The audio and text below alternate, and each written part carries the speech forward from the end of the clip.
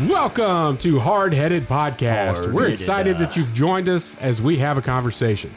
It's time to join the conversation. All right. Welcome to another episode of Hardheaded. I'm your host, Matt Amos. With me, as always, is Chet Sears and Troy Trussell. Today, we're going to hear what's on Chet's mind. Looking forward to that, I guess. And we have Troy's going to bring us a good word, and our top three today is things that get you in the Christmas spirit. Ho, ho, ho. Huh? That was Santa Claus. Was it? It wasn't very convincing. I needed to be a little bit more jolly. Oh, sorry. Santa's jolly. Sorry. That was bad, Santa. It was. All right. The day this podcast releases, and we're recording just a little bit early, is December 7th. Remember, Can you guys tell me what's important about December 7th? What event in American history happened on December 7th? you got to remember it. Remember December 7th? Remember... Pearl Harbor? Did you just Google that? No, but I saw the date and just guessed. I just told you the date. Anyway. You didn't tell me the year. Pearl Harbor. What year was it? 1941. You Googled that. I just Googled December 7th, and that's Okay. what came up. Anyway. Was it 41? Yeah. According to Google. Yeah. According to history. Yeah. So, what's on my mind? Life lessons that we could apply to ourselves from Pearl Harbor. Okay. Movie was terrible, by the way. TSA. I don't know what that is. Airplanes. Comic-Con. You guys are really on one tonight. I really appreciate that. That was Matt's attempt at a joke. Yeah. So, number one, I don't know if you're going serious or what. I'm just. this is the legit. Okay. Like, there were certain things that led up to Pearl Harbor that if the U.S. would have done things differently, it could have had a different outcome. And so when you look into that from a historical perspective, Armchair quarterbacking. what are some things that we may be missing, Currently. like our country did, Currently. or in the future or in the past? These are things that we need to watch out for, Okay. but in the context of Pearl Harbor. Oh, and you're going to tell us what they are. You're not going to give us the opportunity to chime in. You could chime in. Okay. I would appreciate a discussion here, but I imagine you did not. I figured you were just going to tell us. I mean, that's typically what you do. You get on here and you're just like, What's on my mind? okay. What? I'll tell you. Troy, I don't mind your feedback during this segment. You got it, buddy. So, life lessons we can learn from the attack on Pearl Harbor. Not just lessons that the government shouldn't learn, but apply those to our lives. You will see. The attack on Pearl Harbor taught us the unthinkable can happen. Yep. And we should always be prepared for any possible scenario, even if we think there's no apparent threat. Did we think there was no apparent threat? The U.S. was caught off guard by Japan's surprise attack, which resulted in a devastating loss of lives and a big chunk of our Navy. We can learn from this experience and be vigilant and proactive in protecting our interests and values. So what you said, you asked, didn't they know that they ignored a lot of things? So a radio communication intelligence revealed the location and force of the structure of the Japanese Navy, but they lost track of the characters of the carriers in November. So they knew the whole Navy was out, and they were tracking them and then lost track and just kind of let that go. It didn't heighten their preparedness based on the fact that they don't know where the carrier group went. Then a quote, winds message was intercepted and decoded by Americans listening to a post on December 4th. That message was from a Japanese to the Japanese, instructed the diplomats to destroy their codes and documents in case of a rupture of diplomatic relations with U.S., Britain, and the Soviet Union. So they destroyed anything that could out of anticipation that the relationship was about to be over, they destroyed all of their codes and all the information that they had. And we were aware of that. We cracked that communication where they said, you need to get rid of everything. That's protocol, right? If you're compromised, you burn all the evidence, burn everything so it can't be used against you, all the intelligence you may have. Intercepted Sure. December 6th Japanese message that asked about berthing positions in Pearl Harbor. Japanese were talking back and forth. Actually, there were spies on the island that were keeping track of where the ships were parked, so they knew exactly where to come in and hit which battleships. And they had the same day, they had a radar sighting of the airplanes headed towards Oahu, but they dismissed it, said that it must be American planes, and they didn't call ahead and warn anybody to be ready. Now, how we could apply this is not necessarily intercepting radio communications, but to know there may be some looming, unthinkable thing that could happen in our lives with a loved one or whatever else. And there are signs that are out there that you're just not paying attention to because you don't want to. And if after the event, you look back and you're like, oh yeah, this led up to that, but I didn't see it because I wasn't paying attention. So a life lesson, pay attention to that kind of stuff. Don't ignore it, thinking that the unthinkable can't happen here. You okay, Matt? I'm good. You tracking with me? I am. I'm asking for input. Do you have any input you want to give? Not yet. Go ahead. Maybe the last time I'm actually looking up. All right. The number 2, the attack on Pearl Harbor showed us the importance of resource utilization and intelligence gathering. Some U.S. officials had prior knowledge of Pearl Harbor as a potential target, but they failed to act on it or communicate it effectively. Moreover, the Japanese spy was able to infiltrate the local community and gather information for the attack. We should learn from this mistake and use our resources wisely and efficiently and share relevant information with our allies and parents. So don't keep everything to yourself. Even if you think it may not be a big deal, you should be communicating certain things to your loved ones and trusted people so that they could gather all of that information and develop something that more of reality than what you think it may be, and prevent things from going sideways. In this case, they got a coded cablegram from the U.S. ambassador to Japan on January 27th, 1941. So in January, that reported that there was a Japanese plan on a surprise mass attack on Pearl Harbor. So they actually intercepted communications in January that the Japanese were planning something with Pearl Harbor. 11 months before. And if you knew that, and then you ignored all this other stuff that was going on, well, they ignored it because they didn't know about the other cable. They didn't know about that communication. They didn't communicate. They didn't share information with other people that care. Anyway, there was also a war warning message that was sent from Washington to all Army and Navy commanders in Hawaii at the end of November, indicating that an imminent outbreak of war with Japan was going to happen. So there was some knowledge, but they weren't sharing all the details. Should have been sharing some details because something bad was about to happen. So, life lesson. Don't keep all the stuff that you know to yourself. Share it with your trusted people. That What? Were you going to say something, Matt?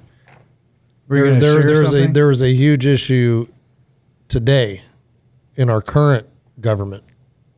Yes. Where they don't like to talk. They don't talk to each other.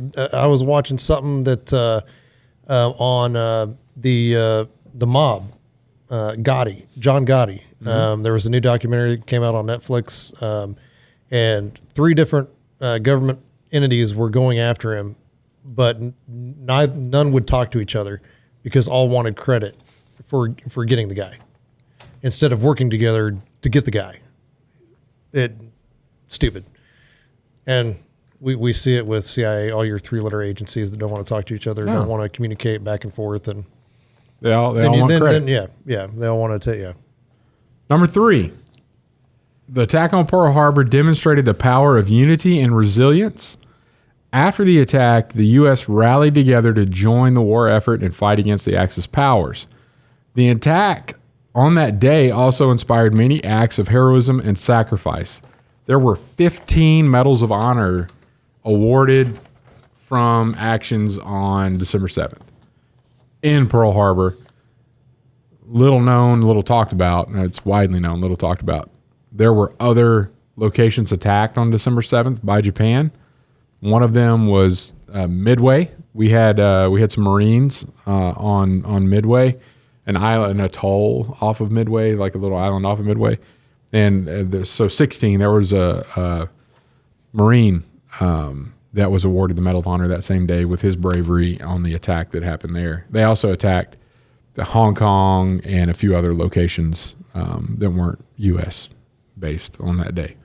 But when that attack happened, immediately brave people responded in such a way to save hundreds of lives. Just there were 2,500 lives lost in Pearl Harbor, and some of 10 of the 15 were people that gave their life in extreme valor and on that day, piloting ships to get them away from other ships, and they stayed in there on the bridge even though they knew it was going to sink or blow up or it got bombed while they were trying to do it. Another guy stood in a doorway and held a light, trying to get people out to come where they could escape, and he was the last one there, and he didn't make it out. Like, just things that heroism. So, life lesson: rally the troops when something goes wrong. Get brave men, brave people around you, and go deal with it. Don't run from it. Stand up and go deal with it. Number 4. The attack on Pearl Harbor revealed the dangers of infamy and revenge. The day that lives in infamy, was the line in the speech that Roosevelt gave. And we declared war on Japan the next day. Also, the U.S. response was to take all of our U.S. citizens of Japanese descent and put them in prison camps. Internment camps is what they were called. So we need to learn from this and not react in a way to punish other people out of fear from what somebody else has done. So just because you come from Japanese descent does not mean that you were pro the attack on Pearl Harbor or pro war with the U.S., but we completely violated civil rights and jailed people because of their ethnicity, and totally inappropriate. And we didn't admit that as a government until the 80s. Whoa. And we 40 actually years. repaid, Wow. Gave reparations to every person that was there, $20,000, but it was in the 80s. This happened in 1941. So just a horrible way to react. Wow. So unlike point number 3, get brave people and do the right thing. Number 4, don't make it worse than it is and just attack everybody, that even people that you're just scared of, that you don't have any evidence that. Don't be that guy. Like, don't go after. Oh, everybody like that. Let's put them in prison to protect ourselves. So don't overcorrect with that. So just ridiculous amount of people. They were all over. I've been through one of the places that held them. There were just houses, wooden structures, in Arkansas. But I mean, they a lot of California, a lot of West Coast, Arizona, and then some in Arkansas, and then anybody who had a record, basically. So if you were from Japanese descent and had some kind of criminal record at some point, they'd actually put you in Leavenworth instead of one of these camps. So Oh, wow. it was crazy. Yeah, you can't do that. That reminds me, did you see the Karate Kid, the new one with the little Will Smith's kid? Yeah. That scene in the very beginning where he's flying to China. I don't remember that. Much like the Red Dawn, I am not a fan of the remake. Right. Yeah, me either. But he's sitting there in the plane and they're talking Chinese. And he looks over at this Chinese guy like, do you know what she said? And he goes, don't look at me, man. I'm from L.A. Oh, yeah. Because he's like, oh, you must be Chinese. Tell me what she said. No. Totally not that. Yeah. That reminded me of that. Okay. The maybe some relevance here. Yeah. The executive order that Roosevelt gave to imprison these people. Executive order 66? 9066. Oh, yeah. Might have been where old George Lucas took that from. Never know. Never know. Anyway, that's what's been on my mind. Pearl Harbor. What can we learn from it? And Troy, you got anything else? I don't really want to hear what Matt has to say. No, I'm good. That's some good stuff. Good reporting there. It's good to remember dates like that in our history, because history's getting rewritten every school year. So, That's right. Matt, you got anything? I would appreciate your input. Nope. Dude, you're just being cold now. Your show. Nope. I was going to say, so the one thing that I was looking up, it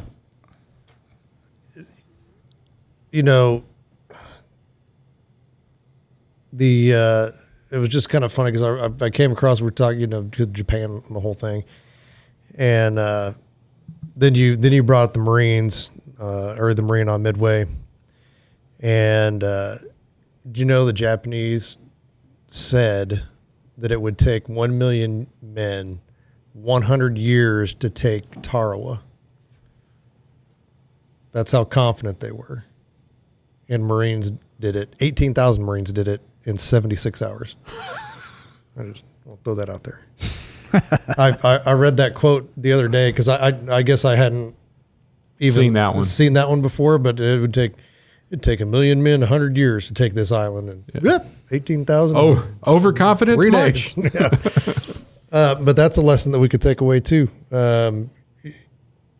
Just because you think it's impossible doesn't mean it is. Yeah, be humble. Yeah, especially when the Marine Corps is after you, or any other people for that matter. I mean, we got our hands tied right now. We can't do anything. But yeah, tough times. Maybe we can learn from that. Yeah, because it's coming back around. Mm-hmm. All right. Well, thank you, Chet. Remember December 7th. 1941, which I was going to say 42 to start the show, but that was when we declared. That's when we got in it in Europe. Yeah. Actually, Germany and Italy declared war on us on December 11th because we declared war on Japan. And then they declared war on us, and then we went after them. Then started fighting in 1942. Crazy. Now you know. The more you know. Now we need a little star with the... All right. When we come back, it's going to be top 3 things that get you in the Christmas spirit. Are you driving traffic to your website? Do you have an engaging homepage? Better yet, does your homepage have a video? We recently created a video for a client about his business and the services they provide. Since he placed the video on the homepage of their website, he has had a number of clients specifically say they decided to use his services because of that video. At Trussell Media, we help businesses create engaging videos to host on their websites, email to clients, and use in their social media marketing. Contact us if you're interested in creating a video for your homepage today. TrussellMedia.com. Fill out the form at TrussellMedia.com/contact. Let us help you tell your story through video. And we're back. Oh, and we're back with our top 3 things to get you in the Christmas spirit. Troy, what gets you in the Christmas spirit? Number 3, music and TV. So usually around our house, it gets earlier every year, which upsets me. I was getting ready to ask. So is this July?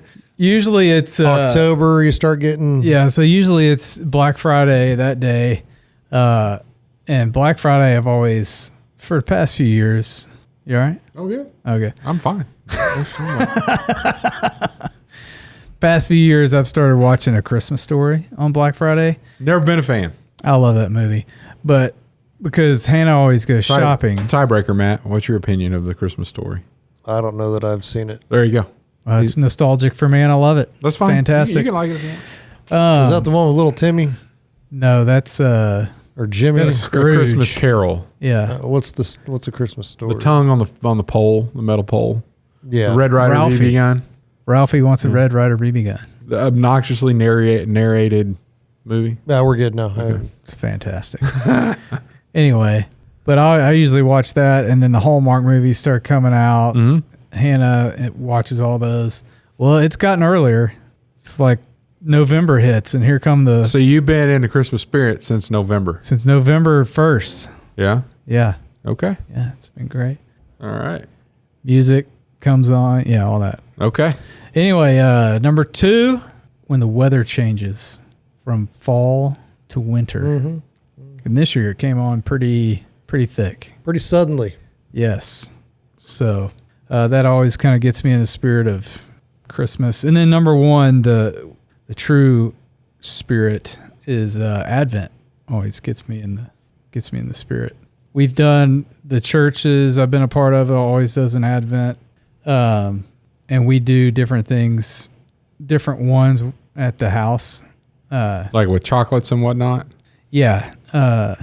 We've done some with chocolates. We've done one year we just did something every night as a family. Mm-hmm. And we've done that a couple of years and just kind of made it like this ritualistic thing. Mm-hmm. But always having something to kind of point us to Christ and the true meaning of Christmas. So yeah, that's top 3 things that kind of get me in the spirit. Good deal. Go ahead, Chet. Oh, thank you, Matt. You're welcome. I will go now. All right. No, number 3, classic Christmas music. So not Mariah Carey. Not Mariah Carey. Technically, Britney Spears' Christmas music probably be classic. No, it's not. Does she even sing Christmas music? Oh yeah. You know she's got a Christmas album. Oh yeah. I don't know. You know it. It's gotta be out there. She's got one. I'm talking Bing Crosby. I'm talking. You know how they play classic rock music in some of the grocery stores now? I know Matt doesn't know this, but okay. You're old when you hear like Nirvana. They're not playing that on classic rock stations. Dude, I've heard it. Yeah, they are. Classic rock is a genre all its own. No, I know. It doesn't move. No. I'm declaring it doesn't move. Well, I would agree with you. Well, we're right. Yes. But everybody else is making mistakes. That's right. They're playing... That's alternative rock. I know. They're playing that rock. on classical rock stations. Don't believe it. I don't believe it. That's That's why I don't listen to the radio. I don't either. That's why I said department stores. Number 2. Are they called department stores anymore? Number 2. Same satellite people. Idiots. Stupid. The house being decorated gets me in a Christmas spirit. That's walking into a Christmas tree decorated in your house. Like, I'm in the Christmas spirit now. It's good. Or the mantle, the stockings hung from the mantle with care. When do your lights go on your house? Because I know y'all get that done. So we're not doing it this year, but they would put them up as early as October because they got a schedule to maintain. Right. Gotcha. So, but then you technically shouldn't turn them on until after Thanksgiving. But hey, man, if the lights are up, you turn them on. That's the way I see things. Yeah, we had some neighbors down the street got theirs up before November in October, and they have somebody do it. So well, that's the thing. I mean, if you get bad weather, let's just say, I'm going to wait till after Thanksgiving to put them up. Snowstorm comes. You're not putting them up, or you're going to risk your life doing it, and it's not worth it. So you do it with the good weather. Same as taking them down. Number 1, Thanksgiving. I kind of hold back on all the Christmas spirit things until after Thanksgiving. So there's nothing more that puts me in the Christmas spirit than Thanksgiving coming. And it's Christmas. Downhill from here. yeah, that's a good one. I would agree with that. Thank you. With that one. I went a little bit of a different route though. Okay. My number 3 is deer hunting and deer season, Yes. which is always just right after Thanksgiving anyway. Yeah. Because that's like the start of, to me, that's the start of the holiday season. Yeah. Deer holiday. Taking off of work. You're getting ready. Well, you already came back. Yes. So I'm going, we're on the 7th, so I'm getting ready to go.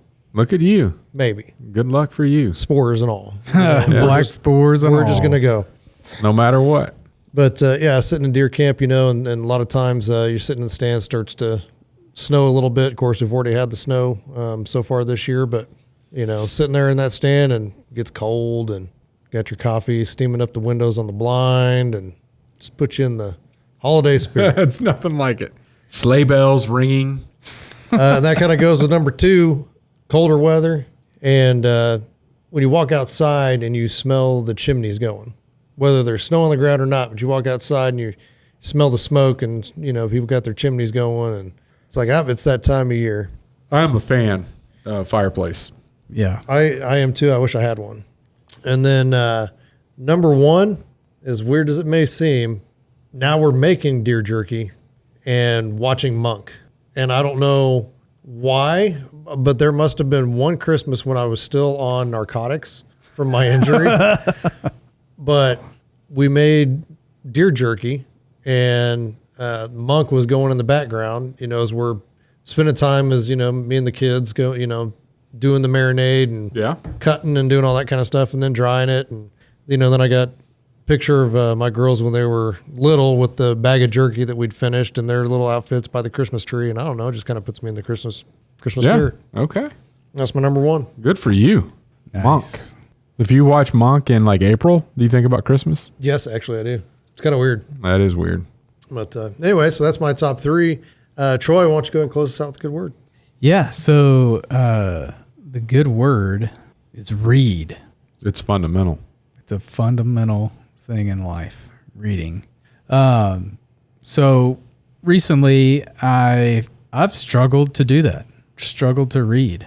Audible has been a thing in my life that's helped me do that a lot with different books and stuff. But for me, reading the Bible is a good thing.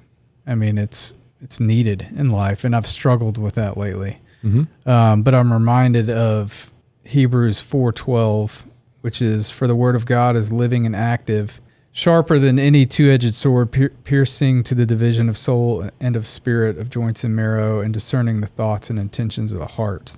And the part where the word of God, where it says the word of God is living and active, is true. And it's always, that part of that verse has always been, what's the word I'm looking for? It's kind of been, it's miraculous, right? Because how can text be living and active? But the Bible is. And one day you can read a story that can mean something with what you're going through in your life at that time, and you read it 5 years later, it can mean something totally different. Or you read a passage for kind of your whole life, and you glance over a few things, and then it's revealed to you, years later, like, oh, I always thought about this passage meant this, but now I'm seeing that it means this, and the Bible is just full of things like that. And I would, and I know what you're saying. I would caution you to say it means something different. It doesn't change its meaning. Well, right. You can't read it and it say, well, God is love, and like, oh, I'm reading that, and it means something different, that he's not love anymore. But it applies your life application of that scripture. You're in a different place in life, so it applies to your life in a different way. Right. Or even you just didn't get it the first time. We talked last week about going through Jacob, reading about Jacob, and there's some stuff I never caught. I learned about Jacob back in the Vacation Bible School days when they were using the felt characters on the board, and talked about all this stuff. And then I go back and read it in depth, and I'm like, oh, I didn't pick that up. And through all my previous times I've read through this, so it didn't change. Right. But it's living. Like there's still more to be taken from it every time you go back to it. Yeah. And I'm reminded of, like, when you talked about how Jesus spoke violently. That was something that I'd never taken from his teaching. Yeah, Paul, talking about cutting it off, and that's just another thing. Like, we've read that so many times in our life, and then you bring it up as it's really violent, and like, oh yeah, it really is. So things like that in the Bible. And when I get off on reading it, and another thing I've been struggling with lately, or not struggling with, I've been struggling with reading it and setting aside time. Like, I really need to get back to doing that. But totally forgot where I was going with that. Matt will pick you up. Lost it. I'm not picking you up. Anyway, that's just where I've been struggling lately. And I need to get back on it because it is living and active. And the more you read it, the more you grow. You can grow closer to the Lord. Of all the stuff that you do, reading the Bible is the one of them that you, after you you have after you're having done it. Like, I have a problem with talking. You have a problem with reading. I have a problem with talking. It's that pizza. Man. After having read the Bible, you don't go back and regret it. You don't finish with your quiet time and say, man, I just wasted that time. You never do. Right. Never. And there's a lot of stuff, whether it's you're watching some stupid TV program or playing some stupid game on your phone. I'm looking at me. I do that. Yeah. And you're like, man, I just wasted that amount of time, or I should have done this. Never feel that way after reading the Bible. Yeah. It's valuable. Oh, I remember what I was going to say. But sometimes we always expect like this huge revelation and this huge miracle to take place each time we sit down and read it. I mean, that can be a trap that you can get put into. So I would just say that's not going to happen every time. Will it happen sometimes? Yeah. But that's like going to the gym, and you don't walk away from the gym with bigger biceps. Exactly. But over time, you keep going. Yeah. Yeah. It's like the crock pot, baby, not the microwave. Yeah. That's like the T-shirt says. Yeah. It's like the crock pot, baby. Yeah. Don't smoke my meat. No. I'm coming away with gains. Yes. Awesome. Right. Yeah, that's all I got. All right. Thanks for joining us. We'll catch you next week. Thanks for listening to the Hardheaded Podcast. Don't forget to share this podcast with others to help us get the word out. Also, if you haven't yet, please rate and review the show. This helps our podcast show up in other people's suggested shows that may or may not have listened to us before. Thanks for listening, and we'll see you next week.